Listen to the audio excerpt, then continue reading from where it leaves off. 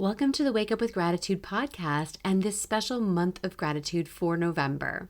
We are halfway through sharing 30 ways to practice gratitude in 30 days. If you're joining us for the first time and would like to catch up, each episode is only 5 minutes long.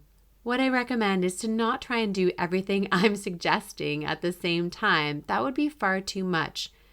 Choose one or two things you've learned from the episodes so far and do your best to implement them on a daily basis. As we move into the last half of this month, we'll be talking about more ways to practice gratitude, and especially with a focus on American Thanksgiving. Stay tuned for a full-length episode with Sharon Saraga Walters all about how to practice gratitude all year long.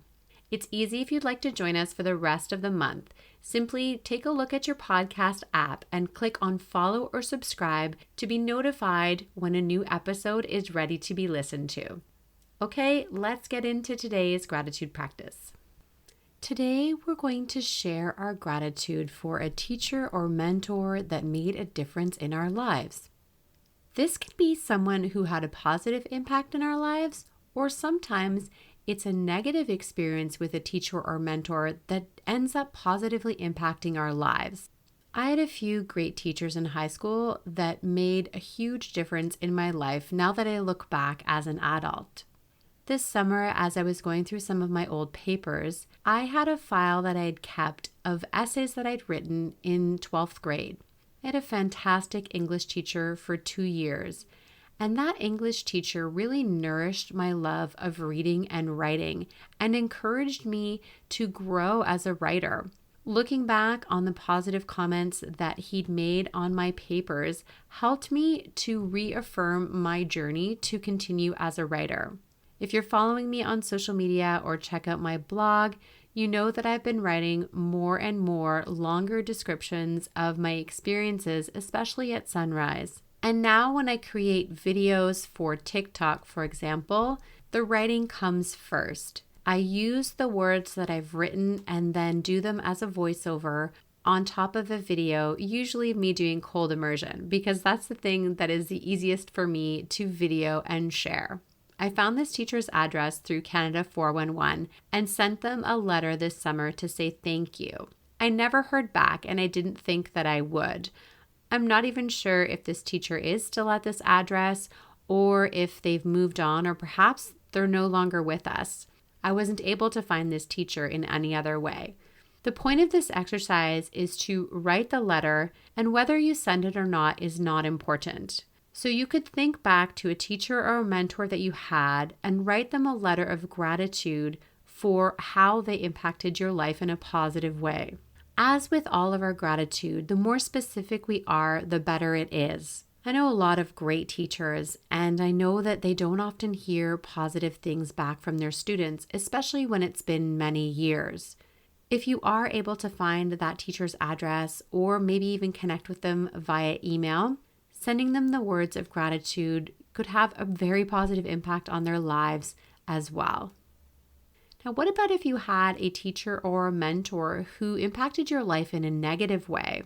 Is it possible to write a gratitude letter for someone who had a negative impact in our lives? I think so. I think it can be very therapeutic for us to write a letter to someone who maybe treated us in a negative way or did not encourage us or maybe told us not to do something, and express gratitude for how we may have done the exact opposite and proved them wrong. I like to think back to an art teacher I had in elementary school. I don't believe this art teacher meant anything negative towards me, but I always felt like my art just wasn't good enough and that I wasn't as creative as other people. I believed that because I received a lower mark in that class, that my art wasn't good enough compared to the other things that I did. And so I stopped being creative with visual arts. I look back now and I realize that that teacher didn't mean anything negative to me. It was just that art is a very different way of grading. It's so subjective. Visual art likely shouldn't be graded at all. And now I allow myself to be creative with my art whenever I choose to. I'm sure you have examples in your life where a teacher was negative to you or said something that hurt your feelings that you've perhaps turned around as an adult. So today's way of practicing gratitude is one of two things. Writing a letter to a teacher or mentor who had a positive impact in your life, and you can choose to send it or not, or writing a letter to a teacher or mentor that had a negative impact, but you turn it into something positive as you grew older. Which one will you choose? This concludes today's gratitude practice.